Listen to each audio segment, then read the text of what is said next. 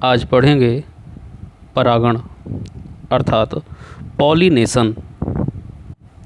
पराग कणों के पराग कोश से वर्तिकाग्र तक पहुंचने की क्रिया को परागण कहते हैं। इसे इस प्रकार से भी परिभाषित किया जा सकता है कि जब पराग कण पुष्प के नर भाग से मादा भाग पर स्थानांतरित होते हैं तो इस संपूर्ण प्रक्रिया को परागण अर्थात पॉलिनेशन कहते हैं। अब समझेंगे परागण के प्रकार, टाइप्स ऑफ पॉलिनेशन। पौधों में परागण की प्रक्रिया दो प्रकार की होती है, स्वपरागण अर्थात सेल्फ पॉलिनेशन तथा परपरागण अर्थात क्रॉस पॉलिनेशन। सबसे पहले स्वपरागण अर्थात सेल्फ पॉलिनेशन या ऑटोगैमी को समझते हैं। स्वपरागण की प्रक्रिया में किसी पुष्प के परागकण उसी पुष्प अथवा उसी पौधे के किसी दूसरे पुष्प के वर्तिकाग्र पर पहुंचते हैं। अब पढ़ेंगे स्वपरागण के लिए अनुकूलन या युक्तियाँ, एडेप्टेशंस फॉर सेल्फ पॉलिनेशन।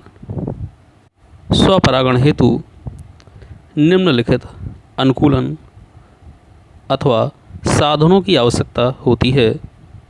पौधे निम्न विशेषताओं को प्रदर्शित करते हैं। द्विलिंगता अर्थात बाइसेक्सुअलिटी। द्विलिंगी पुष्पों में नर तथा मादा जननांग एक ही पुष्प में होने के कारण उनमें स्वपरागण के अवसर अधिक हो जाते हैं।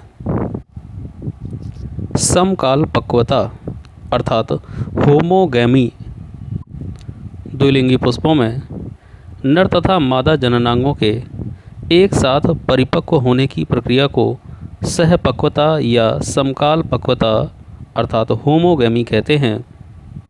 यह दशा भी पुष्प में स्वपरागण के लिए अनुकूलित होती है, जैसे गुलाबांस, निमीलिता, क्लैस्टोगैमी। कुछ द्विलिंगी पुष्प ऐसे होते हैं जो कभी खिलते नहीं हैं। इन पुष्पों को निमीलित पुष्प अर्थात क्लैस्टोगैमस फ्लावर कहा जाता है। ऐसे पुष्पों में बंद अवस्था में ही परागकोश फट जाते हैं, जिससे परागकण पुष्प के वर्तिकाग्र पर बिखर जाते हैं और इनमें स्वपरागण हो जाता है, जैसे मूंगफली, गुलमेहंदी आदि। इससे संबंधित प्रश्न कई बार परीक्षा में पूछे जा चुके हैं। अब पढ़ेंगे स्वपरागण से लाभ, एडवांटेज ऑफ सेल्फ पॉलिनेशन। इसके द्वारा पुष्प को किसी दूसरे पुष्प पर निर्भर नहीं रहना पड़ता है। स्वपरागित पुष्पों को रंग, सुगंध और मधु उत्पन्न करने की आवश्यकता नहीं होती है। इन पुष्पों को अधिक परागकण उत्पन्न करने की ज़रूरत नहीं होती है। स्वपरागित पौधों के बीज शुद्ध नस्ली होते हैं, अर्थात इनमें पैतृक गुण सेम टू सेम जनकों की तरह ही होते हैं। इनमें किसी भी प्रकार का बदलाव नहीं हो पाता है। अब पढ़ेंगे स्वपरागण से हानियाँ, डिसएडवांटेज ऑफ सेल्फ पॉलिनेशन।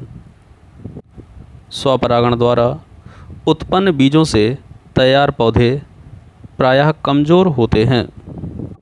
स्वपरागण द्वारा उत्पन्न बीज भार में हल्के तथा आकार में छोटे होते हैं। ऐसे बीज शीघ्रता से नहीं पकते हैं।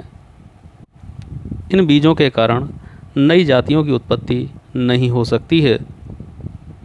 स्वपरागण द्वारा उत्पन्न बीज उत्तम श्रेणी के नहीं होते हैं। इन बीजों से उत्पन्न पौधों में रोग प्रतिरोधक क्षमता पीढ़ी दर पीढ़ी कम होती जाती है।